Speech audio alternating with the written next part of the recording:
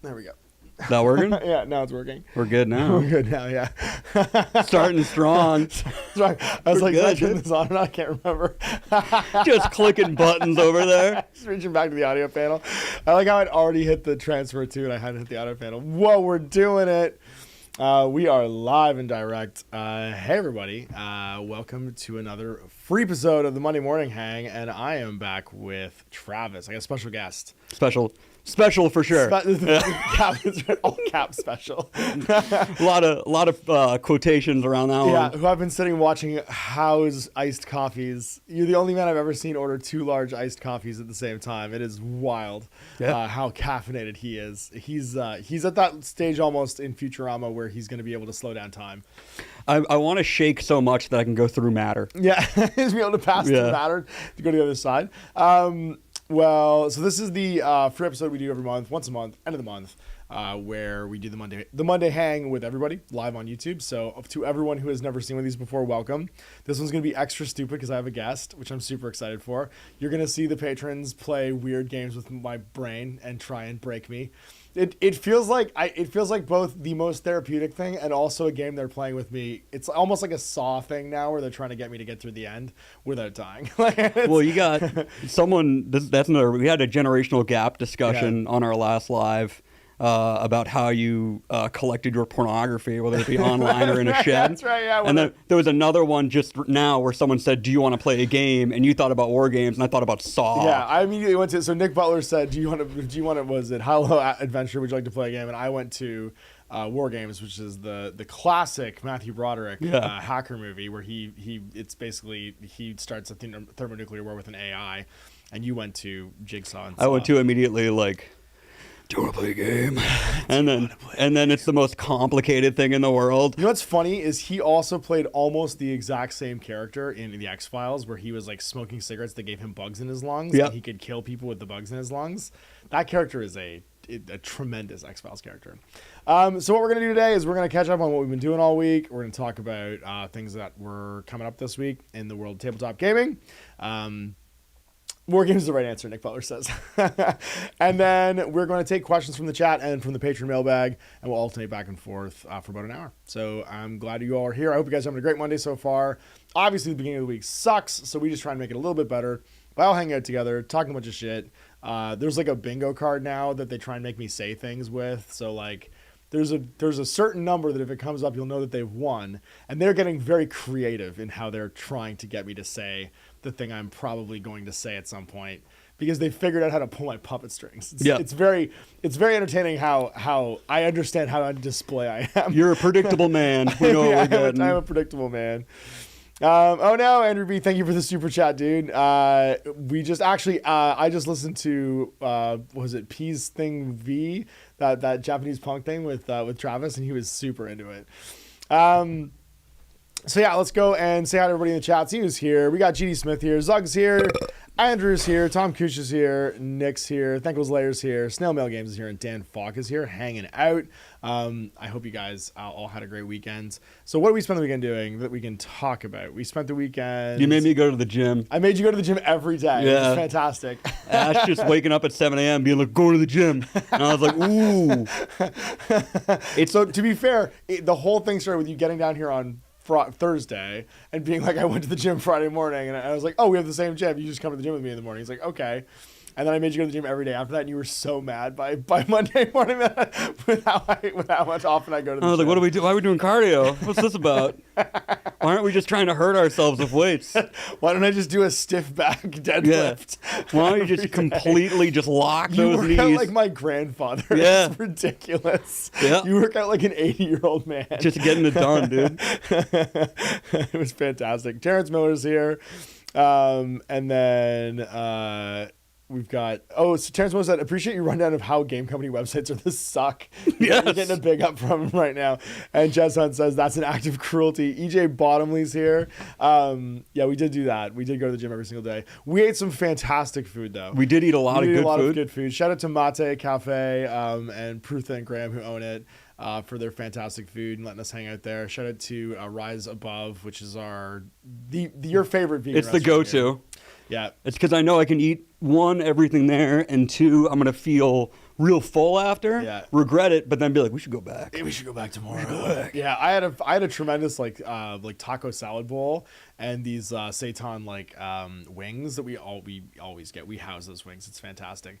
But you got what was basically a KFC power bowl. Yeah, the KFC like comfort bowl. Yeah, where it's like mashed potatoes and corn and they put in broccoli in their terrible fake KFC one, but this one had garlic kale. Oh my god! And I was just sweating that out at the gym the next day. Yeah. You smell. Ash was like, "You smell bad," and I was like, "You smell like a Thanksgiving kitchen today." Yeah, I was like, "Yeah, dude, my body does not process garlic. You're just in it." It was a lot. It was a whole lot. Bear Turtle's here. Bear Turtle's that episode of Inside Tabletop was great. Well, that's what we're trying to make. I'm like trying to figure out how to get the editing process under control has been a big thing. So these episodes where we're doing multicam stuff is going to help that a lot. And the fact that you guys are enjoying it and doing them live too, I think is going to help a lot too. So I'm glad you like it. And you guys get to see like the madness that is like, because if I'm not cutting out some of the shit that we say, it's going to be a lot more entertaining probably for everybody else. Usually when Ash and I record before, he would stop recording. Time. This is 10 years ago. Yeah, the first couple times, you would pause it and be like, "Don't say that." Just look at me so disappointed. And I was like, "Okay." Like, don't demonetize me right away. Yeah. Although we ended the last one with a Blink-182. I'm pretty Blink-182 song in a cappella. Yeah, we did, which was great. So maybe, hopefully, that Inside Tabletop doesn't get shut down. I don't think we were on tune enough. Yeah. No, probably not. I immediately took the lyrics in a weird direction, so it was fine. And then, we played. So the big thing was you brought up a game called Trilaterum, which I thought was cool as hell. And I'd never heard of. It's a local hero, Tim, who makes this game. And it's an old school 15 mil like sci-fi game. A lot of the miniatures are by the same sculptor that does Wasteman, which is really cool. And I'd never seen or heard of this before. And I'm going to do that. You'll see the GMG review on Saturday. But it has like a real like old school sci-fi aesthetic. It's in 15 mil, but like kind of like heroically scaled. Like a chonky 15 mil. Yeah, like a heightened reality sort of scale. There's like an analog to all your favorite factions. So there's like a Robo faction. The Binocs are kind of like they remind me of a crossbreed. Remember the aliens from Fifth Element? Yep. The like pseudo orcs from Fifth Element with the little heads and huge bodies and the big like floppy dog ears. Yep. It reminds me of those mixed with orcs. There's like a human equivalent, but the humans have like cool exosuits. There's kind of like a space elf equivalent. There's a bug. There's an actual like crustacean army. There's the bear crustacean. Yeah, there's bear people. There's ape people. There's like a cyborg army. There's like a kind of mechanicum army. There's Birdman. If you want it, it's out there. He's got something. It's very fun, and like the armies are $30 for like a full army, which is crazy. So we got to play a game of that, which is really cool. We played some BattleTech, which is really cool.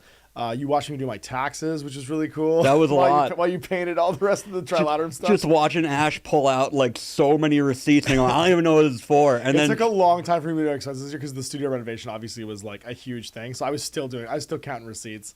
I got 48 hours to get my taxes filed. It's all with my bookkeeper now, so it's in God's hands. We'll see if this happens. But it was a lot. I was watching a middle-aged man figure. I watched you do your laundry. You did watch me do my laundry in the basement. And there's just a moment of Ash just staring at your laundry machine because it doesn't drain right now properly. Because everyone here in the chat who's one of my patrons at least knows that my basement is a nightmare, and I am whatever. I don't know. Maybe this is I'm gonna do a zodiac thing. Maybe this is a zodiac thing. I'm a fire sign. Water's my nemesis. So the whole of my life is plagued by water. This room we're in has been flooded multiple times. The warehouse now has been flooded multiple times because I have a water bottling place next door to the studio. And my basement, there's like a main that all the water goes out fine through, but for some reason there's another drain on the right-hand side that is the only place that my washer and dryer and my bathtub go to. And there's a tree that I'm not allowed to cut down because it's on city property on the other side of the sidewalk, and its roots are growing constantly into the pipe and blocking it. And so I can't run my washing machine without having it drain. So my solution was I have a big 10-gallon pail, and I just let it drain into that, and I dump it into my sump pump to get pumped into the main. So I had to sit and watch my washer basically for like 30 minutes, and it looked like the meme where Pablo Escobar is like sitting near the empty pool just staring at it. It was just me sitting in a chair. When you see one of your friends in his mid-40s just sitting on a folding chair, staring at a washer, just like... not smiling, not laughing, just like quiet for a moment. You're like talking about the history of Privateer Press, where the hell I was going. Yeah, I was like, is this it? Is this what this looks like? And then walking with a 5-gallon pail, being like, if I had more patrons, this wouldn't be a problem. Yeah. And then rushing over and being like, the bucket can't hold all this water. I got to get a pail. That's right, because I was at a juice jug because it was filling up too fast. So I was bailing the bucket at the same time. Yeah, it's a nightmare. It's a lot. You got the full like GMG After Dark experience. Yeah. This weekend, which was fantastic. Who watches The Watchmen? Says Jez Hunter. It's me. Apparently it's Travis. It's me sitting on a half-made bed going, what's going on, man? In my basement guest room. So anyway, that's where we're at. Zug 1974's You Ate the KFC Bowl of Failure. I did. Patton Oswalt calls it. It's a big day. So Self-Harm Mondays, what Atragon just said. So what else we got here? Terrence Mittler's here. I don't know what that is. Jez Hunt. Who else is new? Jim Kerman's just made it. Sweet Lamash Do said. He said, I hope to look as good as Ash in his mid-40s. Well, thank you very much. I hope to look as good as I look tomorrow. It's all that was almost words, man. You try. It's just maintenance at this point. Yeah. You try to keep this from falling apart. I'm hoping that your brain holds together because I've been watching like a slow descent. Actually, I rapidly increased it. Rapidly increased. I am definitely dumber now than I was at the beginning of this weekend. I just watched Ash lose control over like actual humor and just watch like garbage on YouTube and giggle to himself. What's funny is how you introduced me to like I've showed you some stupid shit, like it was like an Australian comedy troupe, and then you were like, oh, I can take this further. Yeah. I can take this so much further if you want some cheap humor. And we watched Cold Ones for a solid 2 hours, and I lost my mind. Yeah. It was the fun, like the random tattoos episode was pretty great. It's just two alcoholics really sitting there and being like, well, Australians and alcoholics. Yeah, it's the same thing. It's just being implied. Just two Australians. Yeah, just two Australians. And they're like, hey, we should do a spin wheel for tattoos.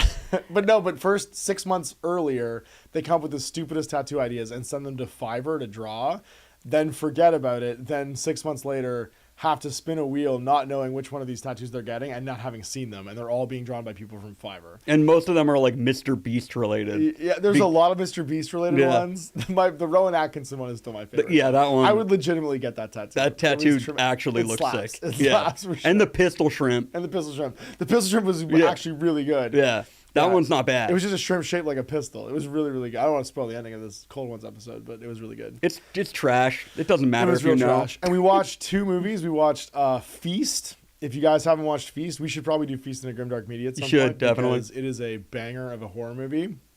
And then, what was the second one we watched? We watched The Void. The Void, which is another Grimdark Media one that has been on the list for a while. The Void is tremendous. If you like H.P. Lovecraft stuff, The Void is like a real banger. And then we watched like 3 hours of Cold Ones, which reset my brain. I could feel myself getting stupider during that time.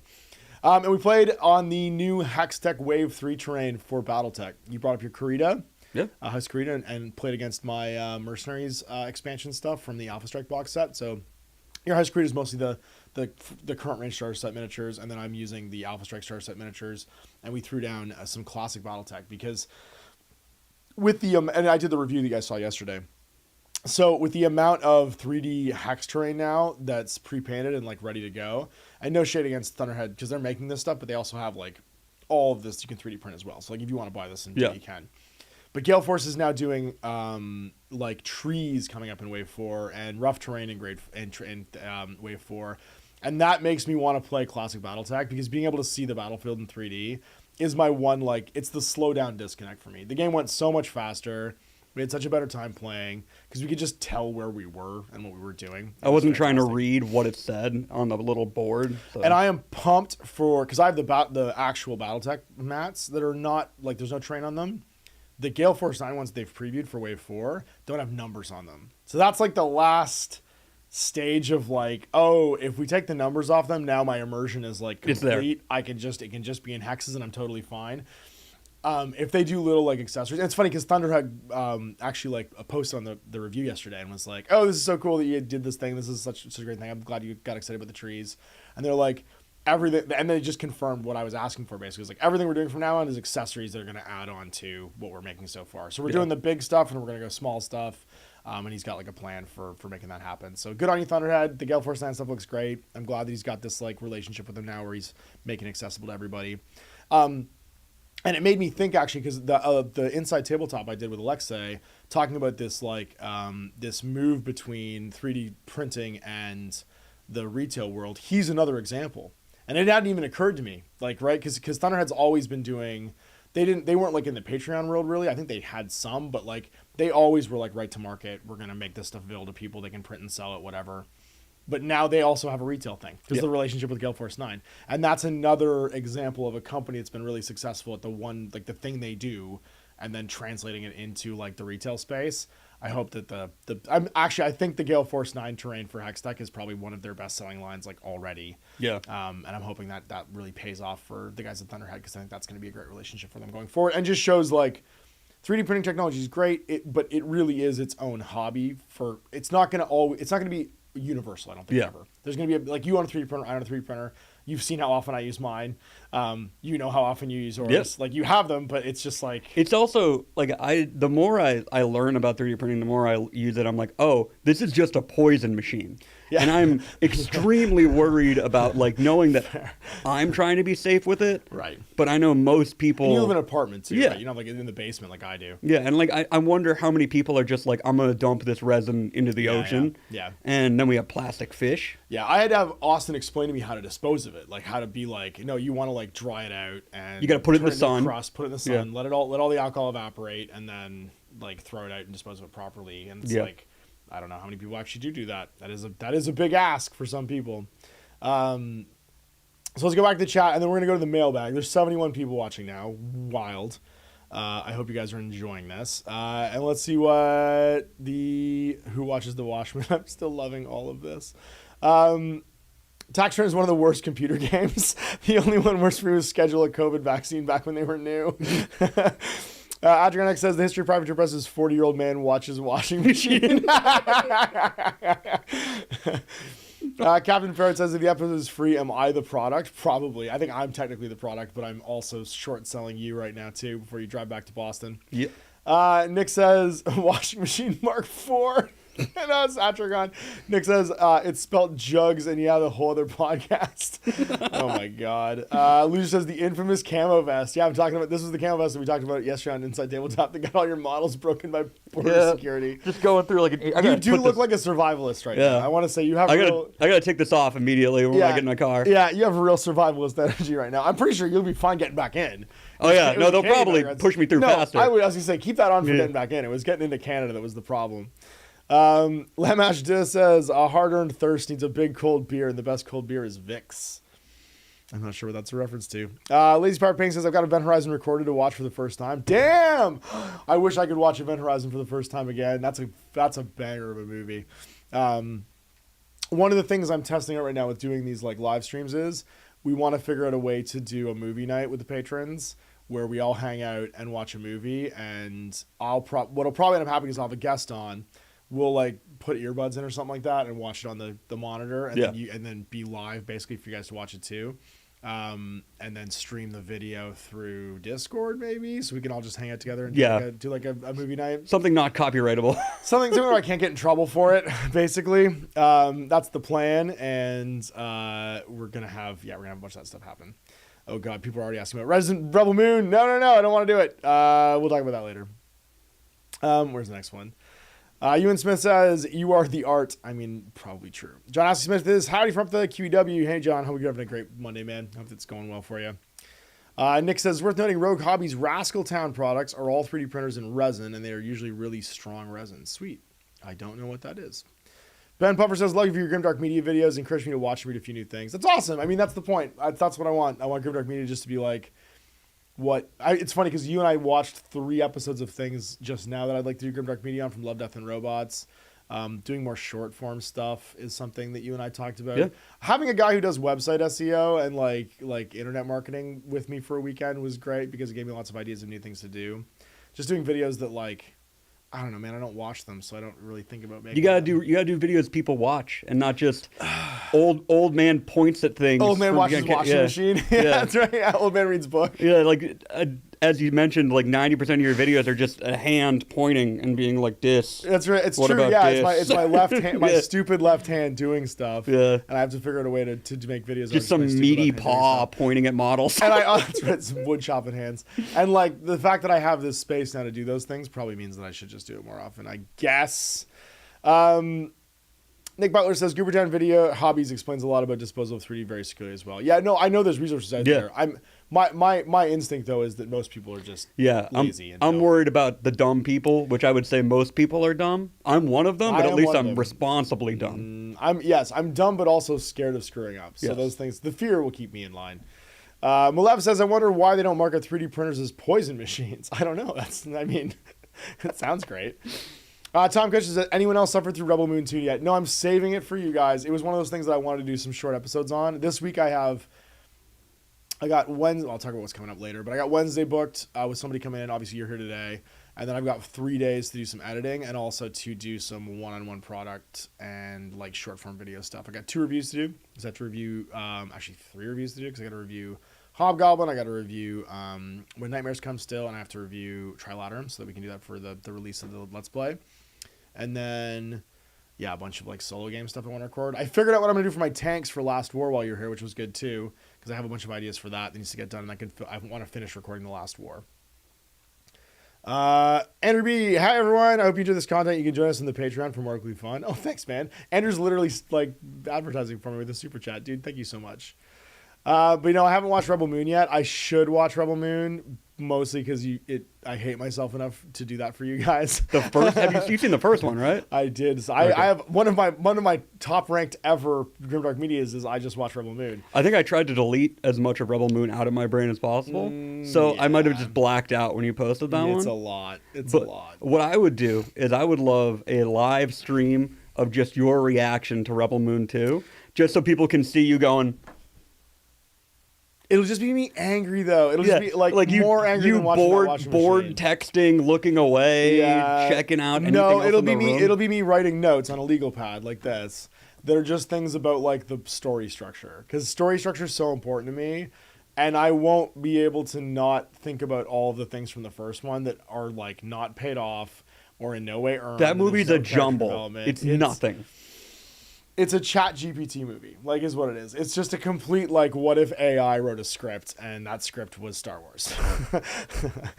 Mixed with 40K. So the Doran Smith says, I just watched Ghost Ship. The hype is real. Ghost Ship is Jay and I were talking about doing the 3 movies that are all Ghost Ship, and doing Ghost Ship, doing Event Horizon, because Event Horizon is also Ghost Ship, and then doing Below, because Below is also Ghost Ship. Below is the World War II submarine ghost story one, which is also a Aren't there 2 movie. Ghost Ships? Wasn't Ghost Ship a remake? There's also Deep Rising, which is the sea cucumber monster one. No, Ghost Ship's different. I'm thinking about the one where the Ghost Ship in the 90s or like early 2000s, where like a chain breaks and cuts a bunch of people in half. That's what we're talking about. The worst CGI ever. That's a great movie. Don't ever. Okay, first of all, go away. Get out of here. That is, in this house, we stand for Ghost Ship. In this house, we never besmirch Ghost Ship. You are uninvited back. That's fine. That was tremendous. I don't have to go to the gym anymore. The chat is going to instantly turn on you about Ghost Ship. So the part about Event Horizon that lives in my head is just when Lawrence Fishburne just turns off the screen from the horn and goes, "We're leaving." That is the best part. He is dead ass the best captain. He's the Captain Sisko from Star Trek of space captains in this sort of audience. So we're gonna jump over to the Patreon question doc and take some questions from the mailbag, and that way we can get in and find out what's been going on there. So Gareth says, so in either the 90s or early 2000s, I remember watching a CGI TV show. I am wondering if you would have any idea what it was. The only thing I can remember from it was at some point there was a pirate ship that I think was in space, and in one episode they had to disguise it as some sort of creature by covering it with the remains of one. And Nick answered it. Nick, stop writing the answers in here. Nick says, it sounds like it was Cyber 9, A New Dawn, if it's the kids, or Lex if it was more grown up. I was going to say Lex immediately, or maybe Farscape. Those are the only 2 things I could think of. Lex is like a tremendous Canadian-made sci-fi show. Do you remember Lex? No. It was on Bravo. It was about a guy named Stanley who's this weird little creep who's like a space janitor who accidentally steals the world's greatest planet-destroying starship called the Lex, which is a huge dragonfly. And there's like a bunch of like there's a revenant assassin called Kai, and then there's like this weird genetically engineered like love slave, and like it gets completely off the rails. It's super well done. It's incredibly horny, and it's like one of the weirdest Canadian sci-fi shows of like the late 90s, early 2000s. Farscape obviously was the Muppet one. Yep. It was like the Muppet version of that. Both equally good, highly recommended. I don't know what Cyber9 is, but it feels like it's probably a BBC thing. But yeah, Nick and I have covered this if that's what it was. I maybe, I don't know. On another note, I've been watching an anime called Dungeon Meshi, which I think is good enough to recommend. The basic premise is the party needs to go back to the dungeon to save a sister of one of them, and they're two. That's Delicious in Dungeon. That's the Japanese name for Delicious in Dungeon. Me and the kids have been watching that. Highly recommend it. It's super good. All right, next one. Andreas, the Dorn's Fist asks, "Hi Ash. First of all, I have to say that I'm a huge fan of your channel, and thank you for getting me into Frostgrave. I'm happier than ever hobby-wise since I started playing indie skirmish games. And you're the main reason for that. That's awesome. Thanks, man. I know that you would ultimately kill the algorithm, but could you imagine at some point playing the game modifications written by fans? For example, I wrote a total conversion of Frostgrave called Bloodgrave, which actually transformed the game into a solo co-op narrative Bloodborne campaign. And there's many other great conversions out there. Thank you in advance. I have been thinking about doing one where you play Frostgrave in Star Wars. Is using Frostgrave as like a prequel Republic era Star Wars game with all the great 3D printable Star Wars miniatures out there, and like a mix in that with like the the Atomic Mass, or the Legion miniatures. Because you easily can just make Jedi out of the wizards and Sith, right? Yeah. They're just wizards, and like then you basically reskin all the soldiers as like the crosswoman's like a heavy blaster guy. You could mix it in with almost the Stargrave rules too, and create sort of like a mega game. Yep, absolutely. And there's other variations out there that'd be really cool too. There's a ton of them out there, and I've thought about playing them. My big thing with like taking those side quests is side quests for me in this job. I have no time. So taking a side quest, it has to be either, I think, really, really important to show off because I think it does something different, or it needs to be like related to something I'm already showing off. So like, for instance, getting really into Rogue Trader, using the Rogue Trader, like doing that like 40k through the ages thing that I did last year and the year before, and then having all these Rogue Trader miniatures painted and being like, I'm going to play Planet 28. I'm going to take this, like, I've already got all the resources to do this. I'm going to show off a bunch of indie rule sets I think are really cool with this because I have the time and I have this gap and I already have all the materials done, so let's go do that. I could do that with Frostgrave. Unfortunately, I sold all my Frostgrave warbands when I cleaned it at the back of the studio, so I'd have to paint new ones, and that would put like I'd probably do something like that when Frostgrave 3rd edition comes out. You know what I mean? Because then I'd have a reason to do it, and like I'd be already prepping the resources. In between now and then, the fantasy stuff I'm going to do, I still haven't gotten Warlord Ascendant out and done. You saw the table I was making for it, which was slowing me down, where I was like, I really want to make this like cool terrain for it and make it really neat. So parsing that time is just hard. So like, long answer for that question, but I do get really distracted by side quests, and I'm trying to like be more on top of that to make more consistent stuff. David Stevenson says, I'll be demoing the rule set. I'm working on a local tabletop convention next weekend. This is the first time I've done anything like this. Do you have any do's or don'ts and tips? Okay. I do, actually. This is a thing I'm pretty passionate about. So if you're going to do demos, don't try and give the whole experience. Have the whole experience set up visually so people can see what the game looks like on your demo table, and then have a compartmentalized smaller version of it that is the demo. So if you have a zombie apocalypse game, having demoed that before, have a bunch of survivors fighting zombies off on the side. When you give the demo, just say, we're just going to do this one survivor fighting these two zombies and show how the basic mechanics work. And then keep that there. And even like let them pick. Like, here's our 3 survivors. Do you want to be, the guy with the shotgun, or do you want to be the girl with the crossbow, or do you want to be like whoever? And let that person identify with the thing. And let them pick which side. And then have a cutout section of it that you've already basically run back and forth to know what the beats of that are going to be and what to give the experience of. Because what you're doing when you're running a demo is you're trying to pick units and things that give the best experience of what it's like to play that game. So if your game has, for instance, like it's like a Blood Bowl game, there's passing, make sure that you include models that do that mechanic to show like the shooting mechanic if they need to score. If it's got vehicles in it that show like the turning and the guns and how you point things, you want to curate that down to 2 or 3 models that give the sort of like main beats of what you want to do, because that's what's going to tell the person you're demoing to what makes this different from all the other miniature games I've seen. Definitely. I've been to a bunch of gaming conventions recently and seen a ton of demos. I agree 100% with Ash. Do not try to run a full game. It feels bad. The person on the other side of the table, aka me, felt trapped. Yep. I was like, I don't care anymore. I'm done. I would just try to find your, basic mechanics, explain them when you can, and then move on. Because nothing's worse than being like, all right, we're going to run 3 turns, and you're going to spend the first turn just moving. Yeah, and I think if you can get that down to like a science, like I've demoed it at Epticon, I've demoed it at a bunch of places, you're going to have a pitch that basically is like your top things of, and think about answering these 3 questions: build, paint, and play. So if you're building stuff, what are you building? So like I would always, when I talked about Last Days, for instance, I would talk about you're building your own zombie apocalypse squad, and what that looks like is you pick the characters, you pick their motivations, you give them a bunch of equipment. When you play the game, you can run out of ammo. If you make too much noise, a zombie's going to run after you. And then when you play, it's how do the things I just described, how do they play out in the tabletop? How do I show you what that looks like when I'm actually showing what that looks like? And it needs to be 5 minutes or less. Yep. Like it really does. You're taking someone's time when they agree to do a demo, so you should respect that time and make sure they understand what it's about, what makes it different, and then start asking them what kind of games they play. You know what I mean? Find out more about them and be like, yes, that's what we do here. And I would typically, the demo thing, that when you're describing those first 2 things, what it's like to build and what it's like to paint, you're actually in the demo. I think a lot of people forget that. You're taking their time already. Then find out more about them and then ask them if they want to try the game. Like, don't just be like, hey, do you want to try? Give them more information before that.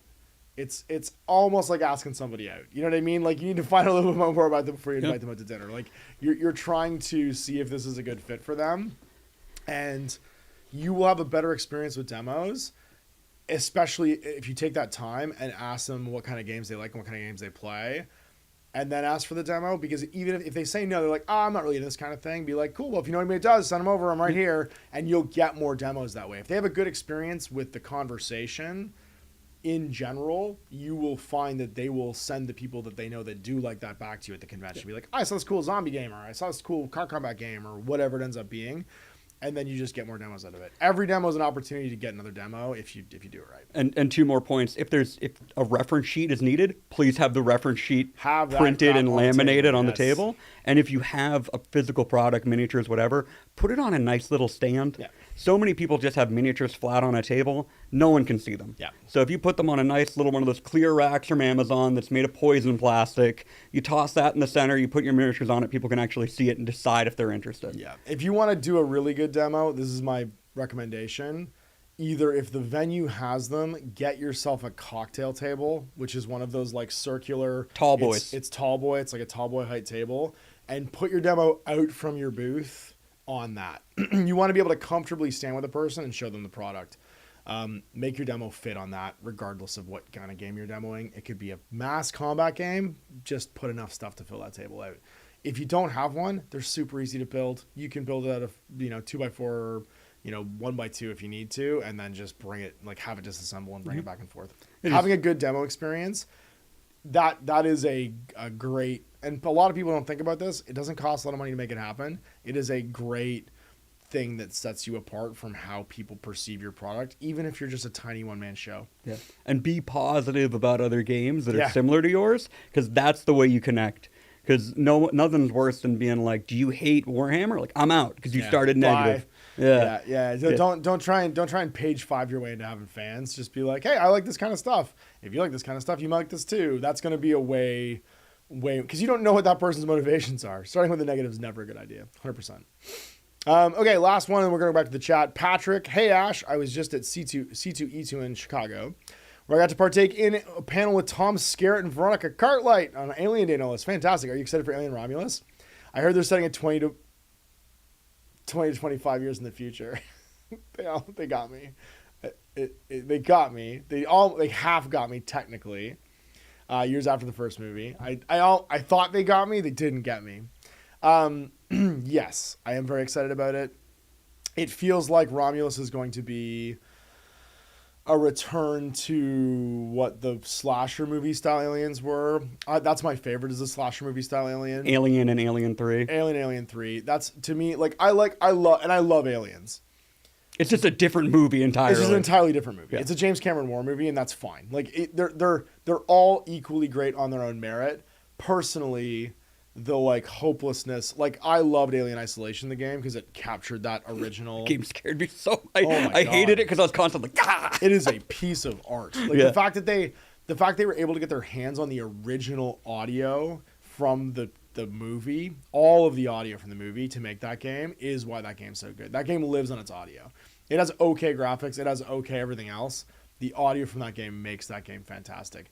If Romulus has that level of love and attention to detail to it, and it feels like everybody making something in the Aliens franchise now, they have that level of like commitment to the art of those movies, and it's not Ridley Scott, so he's not there to kind of mess it up anymore. I really wanted him. I thought. I like Prometheus and I like Covenant. I will stand for those two movies. I think that they're fine movies. I just think it like just takes a dump on so much of the history of the thing he created. As I don't require that. I don't require there to be a continuative narrative between things, because I grew up on comic books. Yeah. And like growing up on comic books and media that's like constantly overwriting itself, I can just put that on a shelf. I don't need for there to be problems between it. I'm not the guy that goes to the gaming convention or the comic book convention and like grills a writer on why this was inconsistent with this other narrative and stuff like that. I just don't care. You don't ask about the Itchy and Scratchy show and why one of the ribs is off? Exactly. I do not care. I just want there to be a great movie in there, and on their own terms, they told a great story. I just look at it as like a multiverse version of an Alien thing, right? Yeah. It was interesting, yeah. Because I was just like, oh. Well, my Peter Whalen is always going to be Lance Henriksen. Yeah. Because that's why you get Bishop being Lance Henriksen, because they're making a clone. They're basically making androids that look like Lance Henriksen. Yeah. So because I will also stand for Alien vs Predator.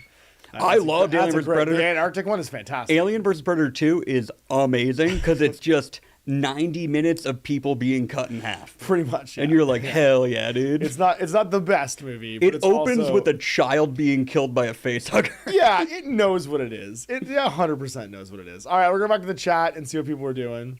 Oh my God, the chat has gone so far away from where I am right now. We are way far. Okay, thank God. Andrew's super chat is like marked where things are for me. Gary Jensen's here, and he is pouring molds for Scattertrain. I need for a lot of Scattertrain for Necromunda, but at least, nope, not going to say it. Nice try. The Doran's Fist, as a consultant of product safety in the chemical industry and doctor of chemistry, resin printers are definitely not to be taken easy. Always check the safety sheet of the resin you use. Yeah. There you go. It's like having a tiny meth lab in your house. In your house at all times. And everyone's just like, oh, I'm going to make busts and sell them on Etsy. And it's like, don't do that. So here's our missed opportunity for short form media. Ueda says, man getting hit by metal tag mini in the groin is the video I need to make next. Why haven't we made any stupid physical comedy videos? I feel like that was definitely in our wheelhouse. That's it. Well, we talked about making one that was turning on the lights in a punk venue, and there's crust punks in the corner, and you got to like clap things. Just like raccoons. Yeah. And you have to bang trash cans. You got to scare them out because nothing's worse than a crust punk. Why does this whole venue smell like piss all of a sudden? There's going to be a very specific sub-audience just laughing right now. That's right, yeah. Travis's punk is showing. Ewan Smith says, protagonists who choose to cut and run are so very few and far between. That's true. Atragon says, I finished Stalker. It was good, but man, if Roadside Picnic was a slow burn, that movie is a wet blanket. Yeah. Stalker is... And remember, that's the second time they film it because it gets destroyed. The actual like tapes, or the reels get burned, and they had to make that whole movie twice for free, basically, for the second one. Yeah, you could tell that they were like, phone it, we're done. Yeah, we're done. We had nothing left. Anyway. People are talking amongst themselves now. We got Zug here. Hey, I'm here for the meat hook. Keep that SEO out of here. There's plenty of analytics crap on my work screen directly to the left. He doesn't want to hear anything more about it. He just wants that left hand. He just wants that sweet left hand. Doesn't want any of that talk about SEO. See that meat hook floating around. Man. I love how your people are here with you. Just being gremlins. Just being gremlins. That's right. Yeah, you've been more out of the house in the last 4 days than you have been in the last 4 months. That's right. Yeah, I made you go outside way too much. There wasn't even any sun. Just scurrying away from light. No. Grand 77. Ash's notes for part 2 of Roman is gonna be the word pain over and over and over again. Yeah, it'll be a whatchamacallit. It'll be a The Shining. Yeah, it'll be a Shining. My all work and no play makes Ash a dull boy. Stalker's such a difficult film to explain, Ewan says. Lazy Pirate Pang says, not really into horror movies. I never watched Event Horizon when it came out, but after watching your Grimdark Media Chat with Jay, I'm going to give it a go. Hopefully I won't get nightmares. Honestly, it's not that bad. Like, it's all in flashes, the really scary stuff. It's mostly the dread of, like, things that are going to happen. Yeah. And the general setting. Because they do such a great job with the set design of making the Event Horizon look like a cathedral. On the inside, it's got that weird 40K vibe. Very Catholic churchy. And yeah, big pillars and stuff, which is like, why is it, like, Dr. Grant, why did you pay for all of these weird flourishes in your spaceship? Sick. He's like, because it's crazy sick. I got a spike room, dog. Yeah, having a spike room is important. But they're spike magnets. We need the magnets. Like, I don't know what the logic was that he sold to NASA, but how that's going to Even work. The core on that, you're like, no, I'm stupid. Lorcan Nichols getting the vibe. He just showed up in the chat and he goes, hey, nerds. He knows you're here. Task Turn Moves here. Zach just edited bad so he can say his cuts are the best. That's true. Ben, man, I hope you're feeling okay. I hope you're good. Lamasha just says, I remember Ghost Ship in like 99. I like how you thought Ghost Ship was something else. Lorcan Nichols says, I'm here to cook food and then go play some BattleTech and my oven's all heated up. Did you know there's a 24/7 Mestex Twitch stream? I did not know that. And now people are yelling at people for insulting Ghost Ship. They're yelling at you for insulting Ghost Ship. That's fine. And then Lucius says Q Mudvayne because at the end of that movie's Mudvayne. It's got tasty Mudvayne licks at the end. I think that's probably why I hate it. Because there's new metal in it at the end.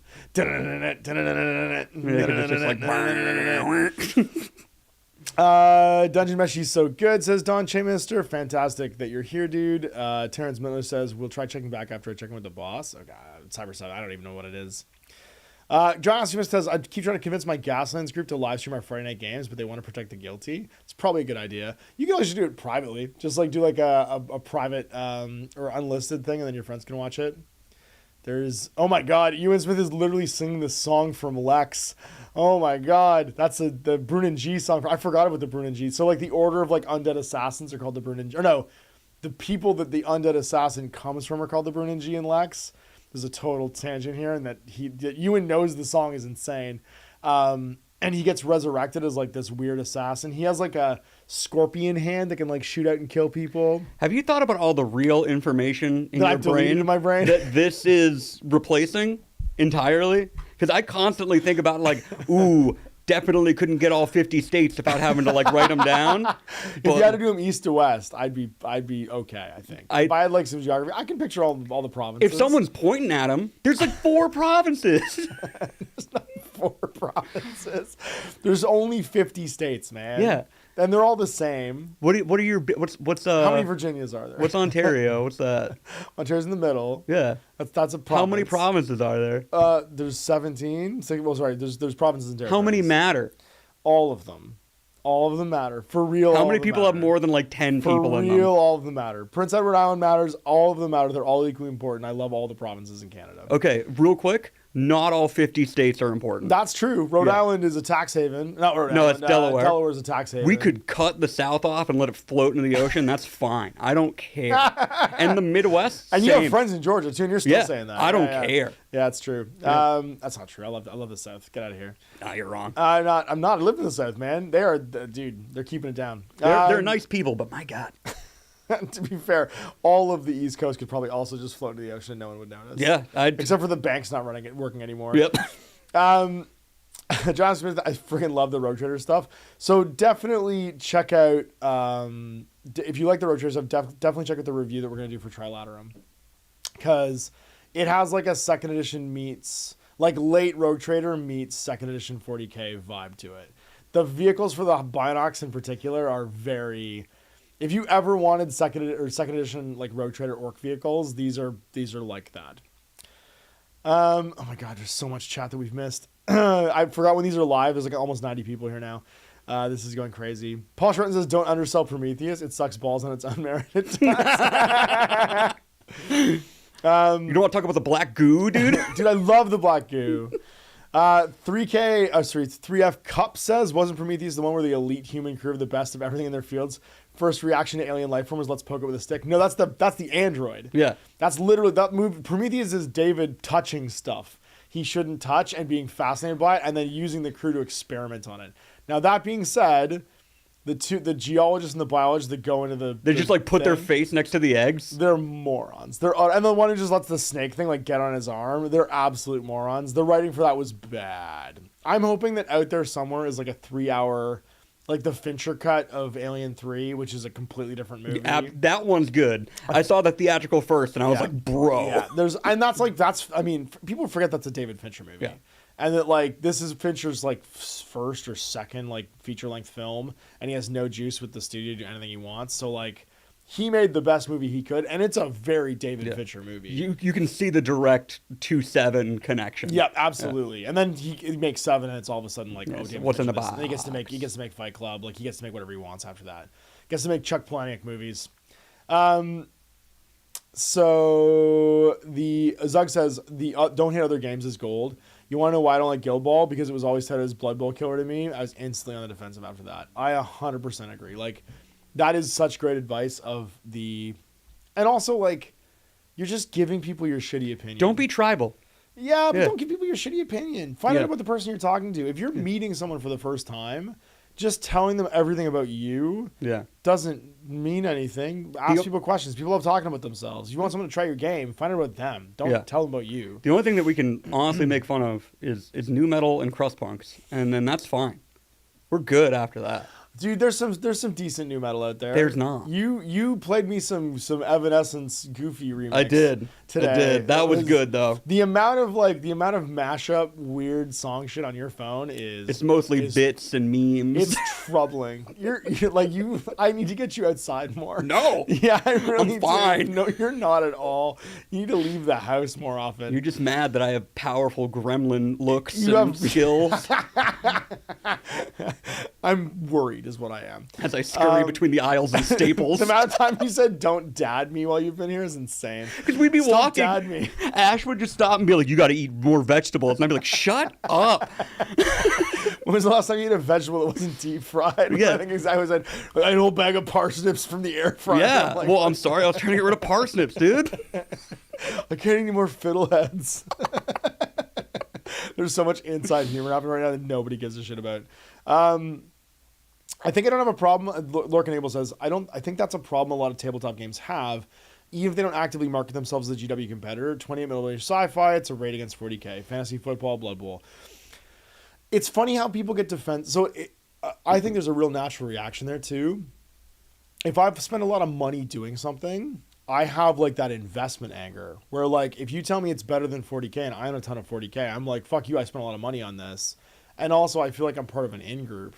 That's a really bad way to get anybody on your team, is to say like, hey, that thing you spent tons of money and time doing that you really care about, well, that sucks. And everybody who doesn't like that, you could be part of that side of the team. And it's like, I'm sick of hearing about that at the game store. Like, imagine every conversation going through somebody's head of that guy who's like, they're like and this is no knocking against one-page rules, but they're like a crypto bro for one-page rules. You know what I mean? Like, there's those people that are like, there's those people that portray it as like you're doing some kind of like insurrection counterculture thing by breaking away from the Games Workshop mold. And I'm like, just let people like what they like. Who gives a fuck? And this is why I think GW is struggling a little bit recently with the killing of Beastmen for AOS, being like, you got a year to play it. And I don't think it's like, as you mentioned, like, I don't think it's wrong, but people are allowed to be mad about that. Yeah, let people be mad. And then seeing if I have 6,000 points of painted Beastmen, and you tell me, well, you could just stick it on square bases and play this other game with it, it's like, but that's not what I want. That's not what I want. I want to play AOS. I want to keep and also I want to keep being part of the crowd I'm part of. I think that's the thing people don't realize, is that emotional reaction has nothing to do with the rules or the miniatures. It's that person has spent quality time with friends based upon that effort that they put in, and that has now come under threat. There's literally a clock on how long they can do that with that collection. So if you're the average hobbyist who has one collection of miniatures for a game, you're gonna have an emotional reaction to that. And that's natural and totally valid. And seeing, like, of course, the worst place to be is like Reddit or Facebook or whatever, any social media. People are like, get over it, just play this game, just do that. And it's like, hey, that's not gonna help anybody. Yeah, posting the first time Ballad of Buster Scruggs or whatever's meme over and over again is not gonna help that guy feel better. No, it's just gonna make people mad, and it's stupid because, like, I think the biggest problem with being a jerk about tabletop gaming is that everyone here already sucks at talking to other people, and now we're like, hey, let's make sure that nobody wants to go back. I watched you talking to the retail employees, and they were like, get away from me. When you're like, hey, how you doing? Hitting them with that. Being toxically positive? Yeah, it's true. I am toxically positive. But I think that's not to be undervalued. Like, everyone's real quick to spend their own money in a conversation. You know what I mean? Tell people how to feel, and nobody likes being told how to feel. I do think it's the right thing to do. I honestly, when you have to give bad news like that, and the decisions being made for things we can't control, it's honestly, Jay and Chris and Lords of War, if you guys have been watching, they're doing their own Inside Tabletop now, and it's going really well, which I'm really excited about for them, because I love that they're doing more stuff on they're doing more stuff online for their business. But they made a really good point, which was, it's probably as simple as just like the bottom of a sales report. Like, this is the bottom selling thing. We got to make room in the warehouse, room in the thing. This is what we're going to do. So when I have to make a bad decision like that, just say it. Just tell them exactly how it's going to get handled. Just say what it is. Like, if you have to give bad news, just say what the bad news is. And get it out early. And I appreciate that. And a year early is great. Them giving like that heads up that, like, we're sunsetting you. They didn't have to. They could have just put out the thing, never put a book out for the whole year, and then when the new edition or the new year ends, being like, it's out of the range now. Like, there's no. They basically willingly like cleared that minefield for themselves early on and just took that bullet. And, like, I'm not trying to give them too much credit because they're still reducing the range, and that person they're still hurting somebody, but they're still giving bad news, which is going to give an emotional reaction to people. But they did it in, I think, the best way you can do it, which is just to say it. You know what I mean? Don't sugarcoat it. Just say what's happening and have it be done. Yeah, mommy and daddy are no longer together. That's right. Mommy and daddy don't live together anymore. That's it. So Pete's Fried Chicken Gaming says, I'm getting into Warlord Games Judge Dredd. I'm the law and Slaying Kiss My Axe. Pretty excited for some narrative play. That's awesome. Those licensed games are great. They are a lot of fun. Every edition seems like it's getting better. Activation Bag's great too. I love that as You like the Activation Bag? I like the Activation Bag. I mean, I like chaotic activations because I think typically they remove the power gamey slide element of it, right? Like, I'm not for or against it, but I do know some people that are very against the Activation Bag. Who doesn't love just jamming their hand in a sack and pulling out what they can just find? Having a big old bag of tokens that you have to grab into. All right, fair enough. That's cool. Clippable for later. That's definitely, we'll definitely have something clip out. It does more great content. Someone just said about every time I learn something new, it pushes some old information on my head. Like when I took that home winemaking course and I forgot how to drive. It's one of the best Simpsons quotes. Homer, you were drunk. And then Nick just says there's Animaniac songs to remember instead. Caldorf says, going in late and my mind flooded with nerdom. I feel like my mind clutch is going out. You guys skipping gears like Vin Diesel guest starring in a Mad Max flick. Yeah, we do skip gears a lot around here. But that would be a sick film, though. Yeah, if you put Vin in a Mad Max flick. And he'd be like, family. And then Mad Max. No, he'd be part of like a desert tribe called The Family, and it's just a lot of little Vin Diesels. It would be like Maestro in Old Man Logan. Where they wouldn't drive a giant Paul Walker statue around. A lot of kinds of hillbilly hulks. Prometheus and Covenant are still many times better than Alien 3 and 4. I still like Alien 3. I know you don't like Alien 3. I like Alien 3. No one likes Alien 4. I like Alien 4. You like Alien Resurrection? Let me tell. So again, I'm a comic book guy. I grew up watching reading the Dark Horse Alien comics and Alien Earth, and reading the Dark Horse Alien novels, which I had all of. Yeah. Which were also weirdly unreasonably horny. Those were a lot. They were a lot. Because I have those. Yep. So Alien Earth War, which the books and the comics are based on, is kind of that in-between story about the genetic research, weird asylum. And Alien Asylum is the weird, like, testing on alien stuff that the company starts doing. Yeah. And that movie was like a best stab at doing that. It was a lot of good ideas, and then I think really weird and like 90s execution that put me off. Yeah. And also my favorite thing about that movie is that it's the Firefly crew showing up to an alien situation, because the script's written by Joss Whedon. And literally all the characters in that movie are Firefly crew members, and even the River Tam thing with the Ripley thing is like a direct parallel. Like there's a bunch of Firefly DNA in Alien 4, and I can't unsee it knowing who wrote it, even though Justin's kind of a weird creep. And I like Firefly, so the whole link there, I kind of have a soft spot for Alien 4. That explains it more. It's got a Ron Perlman in it, man. Come on. Ron Perlman looks... that was the first time I saw... jacked in that movie. Yeah, it's the first time I saw Ron Perlman in a movie, and I was like, what's wrong with that man? When you realize how jacked that guy is. And his face is insane in that movie. Because it's all puffed up for whatever and reason. It's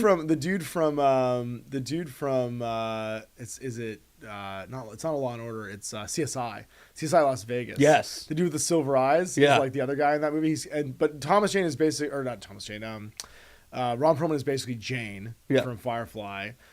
You've got Michael Wincott, the bad guy from The Crow / Guy Gisborne from Robin Prince of Thieves, playing the captain, and he's just Mal. Like the whole thing is just the Firefly crew. Can we talk about Thomas Jane a little bit? We can talk about Thomas Jane as the Punisher, fighting John Travolta as Howard Saint in the 2004 The Punisher movie. It is a terrible movie. Zug 1974 likes your powerful gremlin skills. Andrew B just rolling on through. Thank you so much, man. So one more time for everybody in the back, if you enjoy this show, consider joining the Patreon. Also, New Metal Rules and Fred Durst is gone.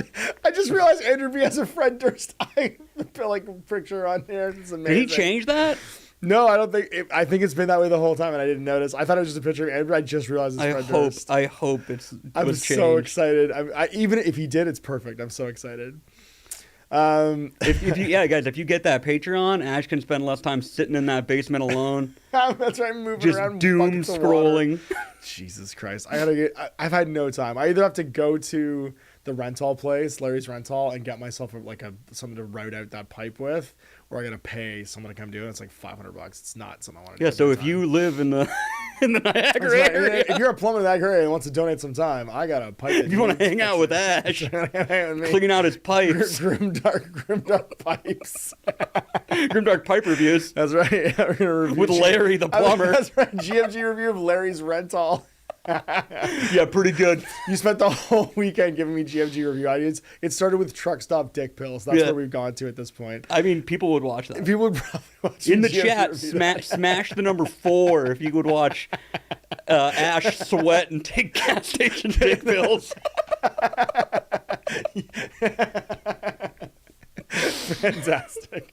This is the content people are here to see. All right, I'm going to go back to the mailbag and try and even out the level of debauchery, because we're at an hour now, but I want to get a couple more questions in before we go.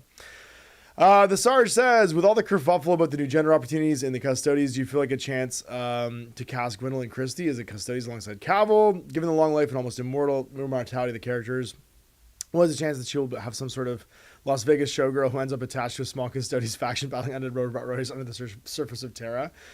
Maybe. I don't know. I honestly think... So here's my opinion overall of the Custodies thing. I didn't even notice during the book review. That Custodies book review got so much play because other people clipped it and stitched it and then linked it afterwards. It just doesn't mean anything to me. Like doing it or not doing it, I don't care. Like the 40K lore is what everybody wants to make it. I've always been a big proponent of make your own stuff in every war game that you make. That's why I reskin war games to whatever the story I want to have is. That's why we did the Dark Tower with Legends of the Old West. I just talked about doing Star Wars with whatchamacallit with Frostgrave. And who's taking Warhammer seriously anymore? If you look at like the original lore to now, don't worry about it. It's fine. I look, people are allowed to be mad about whatever they want to be mad about. I'm not going to yuck anybody's yum. I just think that at this point, if you're looking for messaging inside of your tabletop game, you lost the plot a little bit. Yeah, you're going like you're mad and people are allowed to be mad about their lives and mad about stuff. I'm mad I'm out of coffee. I'm not. Yeah, you're mad you've housed 4 liters of coffee. I've got way more important things to be mad about. At a Celsius too. It's so, I don't know how you're alive. I have way more important things to be mad about than my tabletop games. I just don't care. I'm not gonna waste my energy being mad about it, and I don't think there's anything to be mad about. As far as the Henry Cavill thing, I think the best thing Henry Cavill can do is lend his clout to getting a good adaptation of a Warhammer property get made. He should not be in any of them. I don't think he should act in any of them.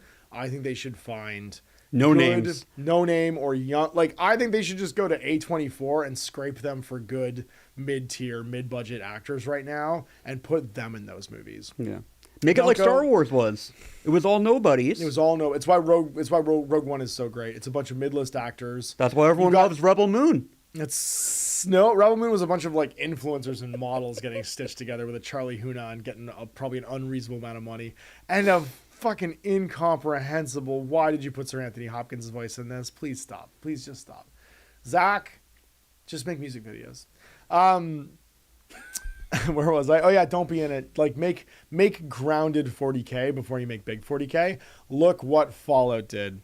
Fallout did the best case scenario of show don't tell and use good writing to introduce people to the experience of this universe without having to do a ton of exposition. Show guardsmen fighting, they're losing, have space marines arrive and drop. You shouldn't see space marines until the last scene of the last episode of the first season of whatever you drop do. pods slamming down. You see one. A drop pod shows up, you see one space marine get out because that's all you needed. Yep. This space marine can subjugate an entire planet. Like actual lore accurate, where it's just one guy being like, you're done. That's my favorite bit of the Dan Abnett, what the Iron Snakes, I think is what they were called. Yep. They send one guy. They send one guy in a land speeder to basically save an entire civilization from Dark Eldar. Yeah, they're like, you got to figure this out. It. They're like, what? Who did you? And like, what's funny is he comes back like 50 years later, and the young like, I think she's like a senator or something like that. It's like a Queen Amidala. She's thing. like a young woman. She's like 80. She's like 80 later on when he comes back, and he's exactly the same age, and like freaks her out.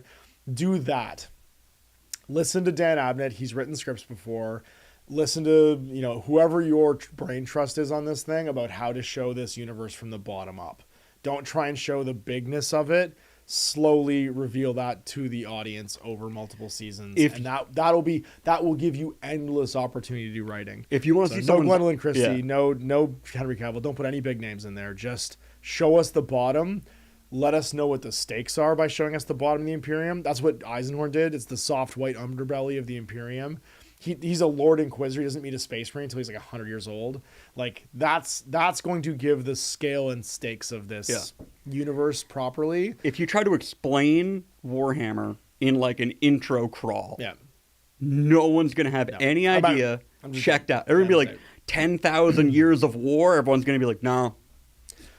Show me a crawling cityscape of weird stuff that slowly gets weirder. Yeah, that has enough relatable things that I can look at and go like, oh, that kind of looks like a shitty city in my world, and then slowly pull back the veil. That looks just like St. Catherine's. It's just parts of it, yeah. Unfortunately, yeah, it kind of does. That feels like the right thing to do. All right, next up, Andrew B. We've got 2 questions left. I know it's technically not a miniature game, but do you have any interest in the Heroes of Might and Magic 3 game that is supposedly dropping soon? I haven't played a single one, so you answer Heroes this one. of Might and Magic is insane. Is it an RPG? Is it like one of those deep dive? Yeah. Like, okay. So the Heroes of Might and Magic... I've never had time for those. They can't hold me. I would love to see you try to figure this out, because I'd like to go back in time and be like, you're playing Dark Messiah, where... That game is just like a kicking simulator. Oh. You just kick goblins into spikes all day. Sweet. It rips. It doesn't feel like anything I'd be interested in. And then like and then you have like a succubus demon talking to you, but you also have like a mom character, and you pick one. Yeah, between the two. Okay. Yeah. Oh, it's that kind of game. Okay, great. Okay, gross. No thanks. I'm out. So Mauser says, luckily Travis is here. I'm trying to get a website going for my research lab. So that, like, my 3 friends can just, this feels like a trap. My 3 friends can just refer to it when they have questions in the field instead of climbing all the way back up here. I need to be easy to live through. I don't know how much about SEO. I wrote a whole bunch of blog posts, like 25. 25 seems like enough, right? Will that prioritize my site so Helen and Rose can find it easily? I saw it coming. I'm doing it because I like how hard you work to get me to say 25. So everybody stand for basic bingo cards. You got it. I did this willing, though. I did it for you.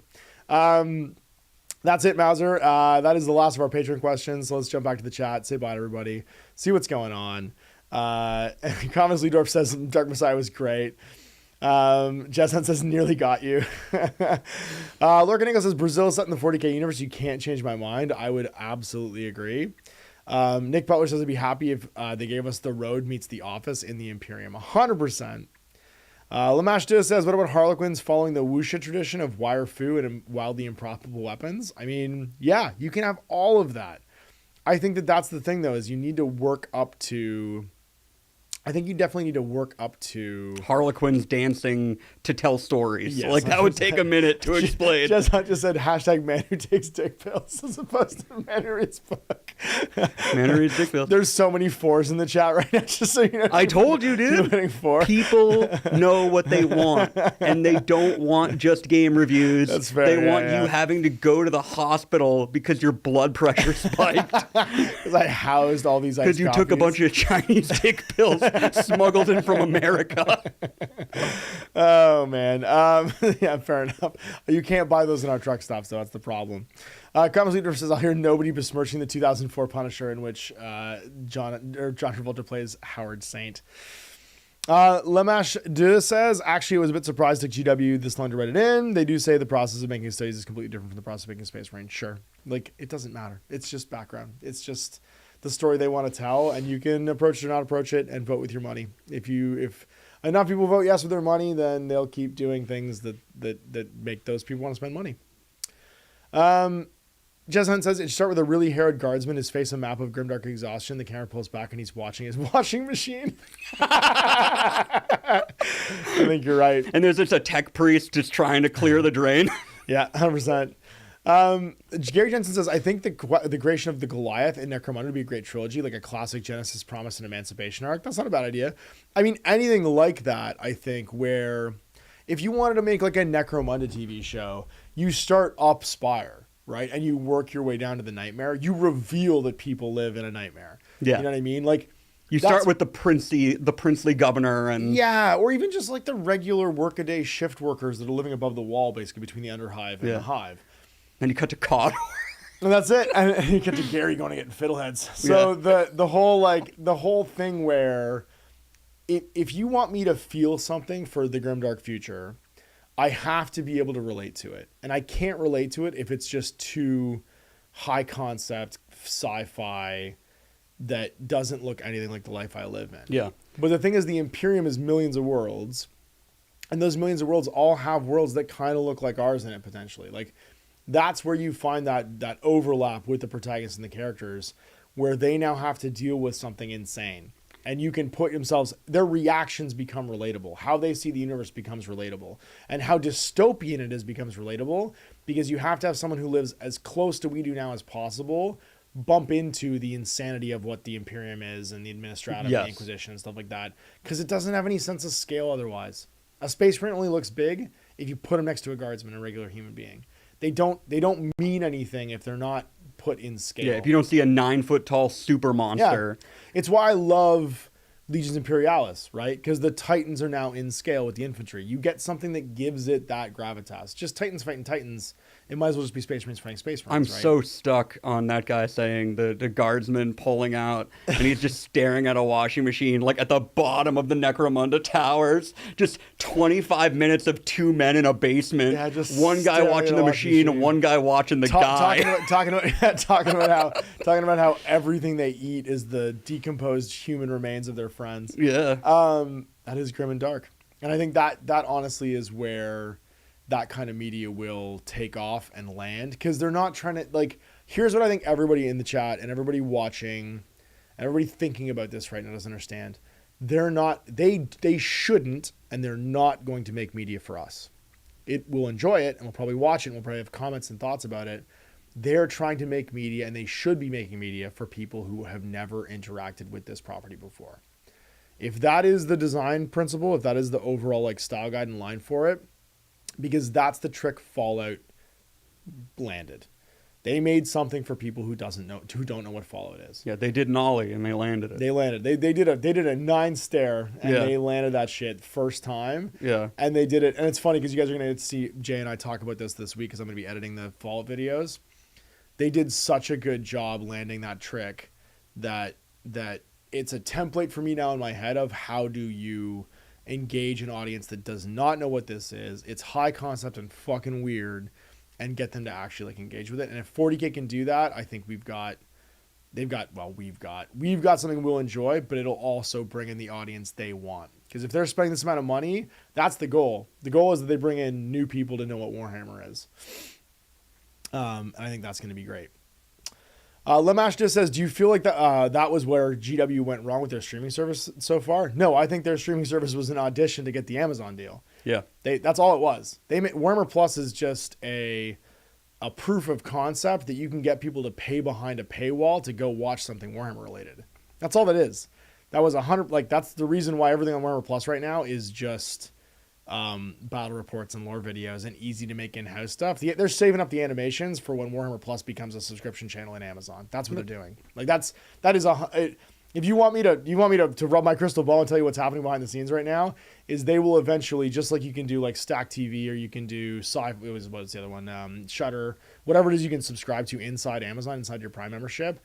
5 years from now, Warhammer Plus will just be that. Yep. It'll just be a thing that anybody can subscribe to, and then you'll have a huge amount of animations that are being worked on over the last 5 years, dump monthly, weekly, whatever it ends up being. And like the chances of Warhammer being what it is now in 5 years, minimal. You're just gonna be seeing action figures and stuffed animals. McFarlane's gonna make a lot of money. Bandai's gonna make a lot of money. The game's gonna make a lot of money. Game's probably gonna slow down. That'd be probably for the better. Yeah, I have a lot of opinions about that, but we'll see if they transform into a brand management company because of this. It's the whole shape of what we're talking about right now is going to massively change. When you talk on your Ash Rants 101 episode, that's right. That I get residuals from. Yeah, that's right. And the piece of Ash comes back. All $0. Deep thoughts from Jack Handy is what Ben just said. Jezan says, I've done a fair bit of leather work for film and TV for the UK. I would kill to work on something like that, I guarantee. Triple G Game says, if they put Cowboy in the 40K show, it should be like a Seagull in Executive Decision. Yeah, have Seagull. Sorry, Seagull. Seagull? Seagull. Seagull. Steven Seagull, dude? Steven Seagull. He kind of looks like a seagull now, just eating whatever's on the ground. Have you seen his new movies? He doesn't get out of chairs. No, he doesn't get out of chairs anymore. No, rules. He's living his best life. You're right, though. Have him get sucked out of an airplane right at the very beginning. Have him do like an Argyle, where he's not real. John Ashley Smith says, I'm digging the new Legions Imperialis models. It'd be nice where I can get some more Predators, Sicarans, Legion Rust, and Standard Malcadors. Are those out yet? I don't think so. I think they're still just star set only. Seagull pokes him in the head. I think we're done, man. It's 1:15. We did it, Reddit. We did it, everybody. I hope you guys enjoyed the free episode. We do this every Monday and Wednesday. We alternate Mondays and Wednesdays doing this live. I might actually be doing another free episode next Wednesday because I have a special guest coming in who you guys will find out about later. So maybe Wednesday is also going to be free. But normally this is Patreon exclusive. The patrons get to hang out every Monday and we chat. I'm so glad that more people got to come in and hang out and like see what the insanity is. I don't normally have a guest. It's normally just me. But having you here made this way more fun because I got your gremlins to answer questions too. And you gave some great advice about demos and like from the consumer side what this stuff looks like. So thanks, man. And thanks for the Inside Tabletop because that was a lot of fun too.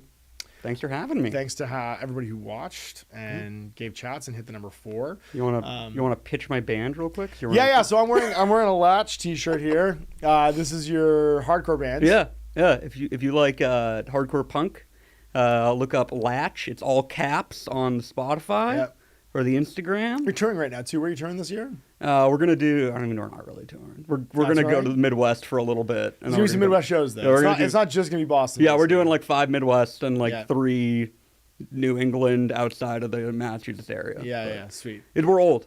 It's over. You don't want to do it anymore. Yeah. Well, that's the problem with the crust punks in the corner. You had to chase them out with the trash can lids. You scare them away. No one's stealing your merch. You got nothing. No one's. But I love this shirt, man. I love this like midsummer style, like weird flowers and butterflies, like punk shirt. It's very cool, man. Thanks, man. Appreciate it. So yeah, go check out Latch and go check out the Patreon at patreon.com/GuerrillaMiniatureGames. We do a bunch of like exclusive content. There's the movie nights upcoming. We do Grimdark Media, a patron pick. The patrons get to produce Grimdark Media episodes. So the More Time episode you guys just watched was a patron pick.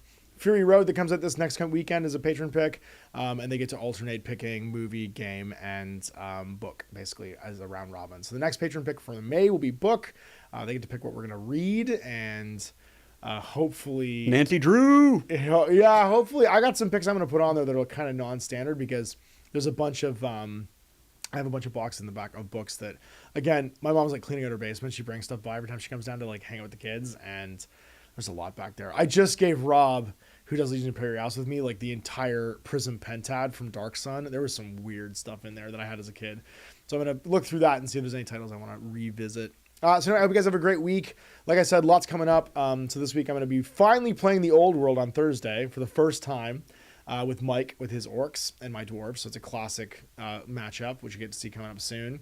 I've decided my tanks right now for Last War. I'm going to try and get Last War finished being recorded too, so I can finish that up, and then I can get back to working on a project you guys can't have heard about this yet, but you'll hear about it this weekend.